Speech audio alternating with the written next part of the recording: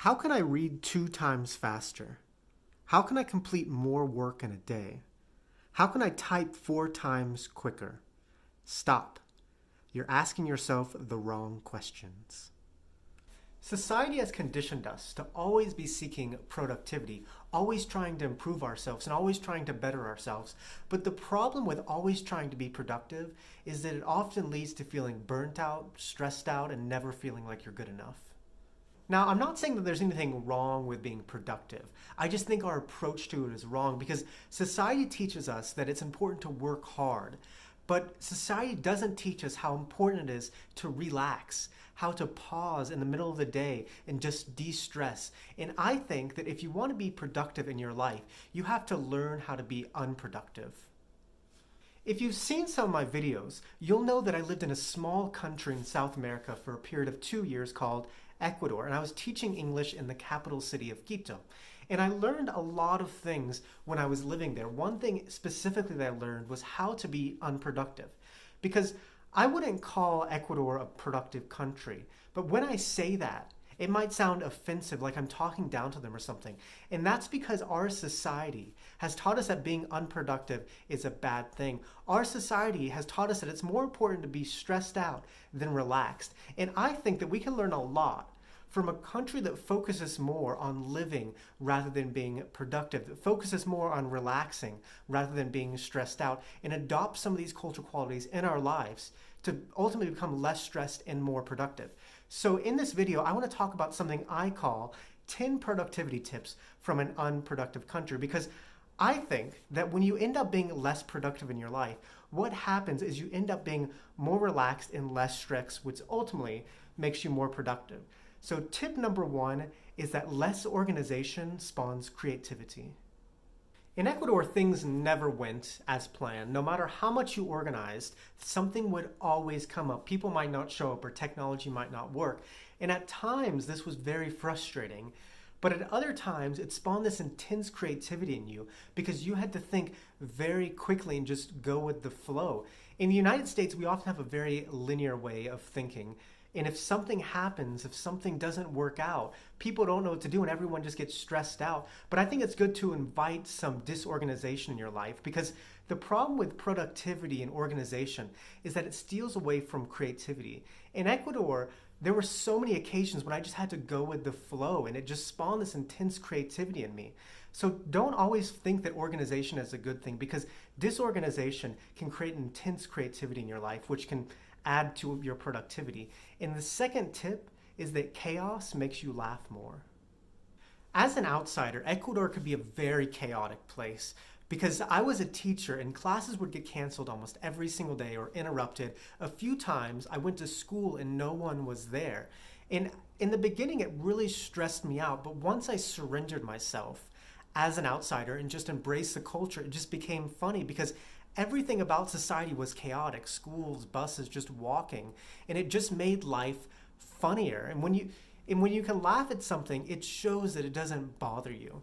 In the United States, we often try to be so organized and predictable that it makes life dull. It takes the humor out of the chaos, because there is no chaos in society. And I think that you need to keep the chaos in your life because it makes you laugh more on a daily basis, and laughter is very good for you, and it will make you less stressed, which will ultimately make you more productive. And the next tip is that drink a cup of coffee every afternoon.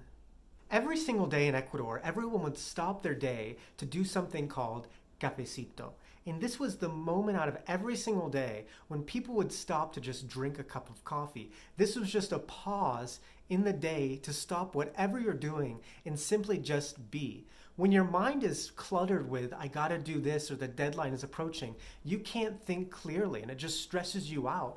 So it's important to sit down every single day and just drink a cup of coffee or tea and just simply just be, because after you do that, your mind is much more clear and you feel much more relaxed, which will ultimately make you more productive than just stressing out over a task.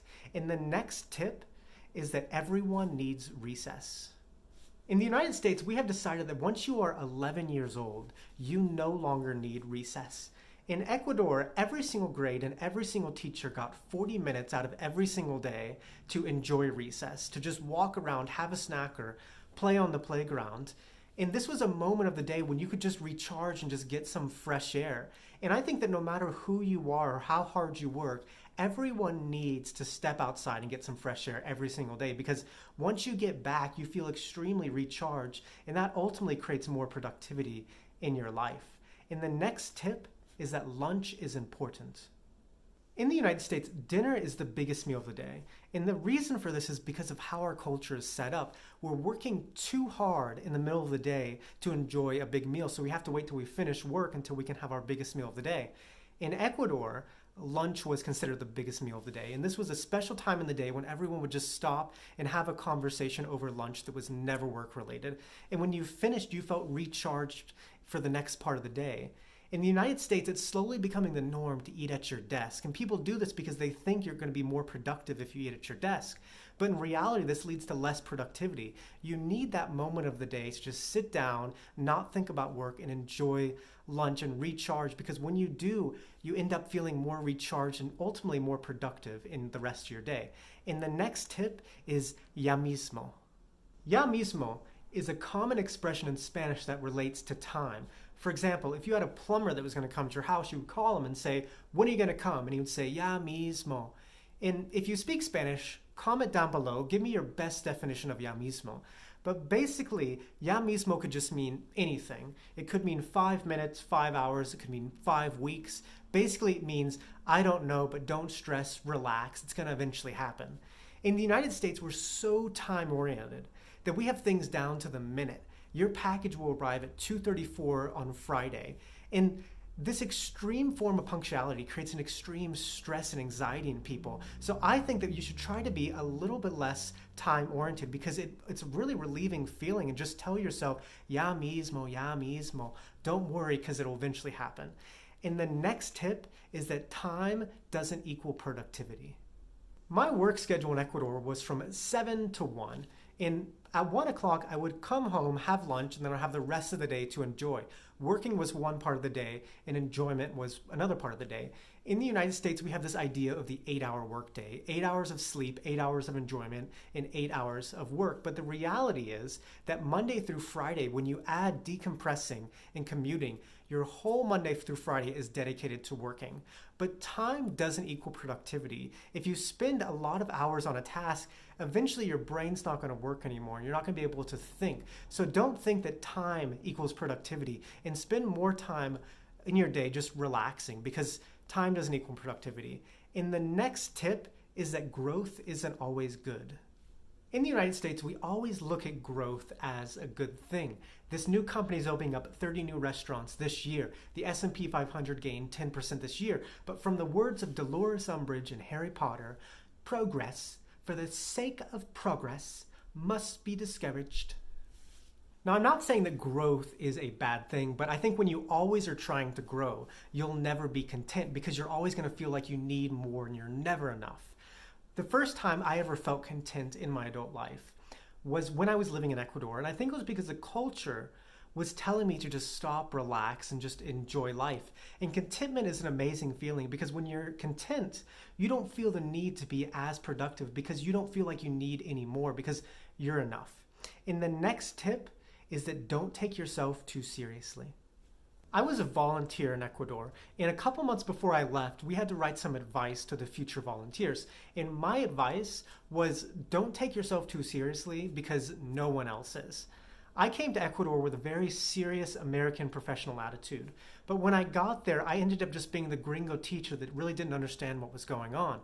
In the United States, we take ourselves incredibly serious.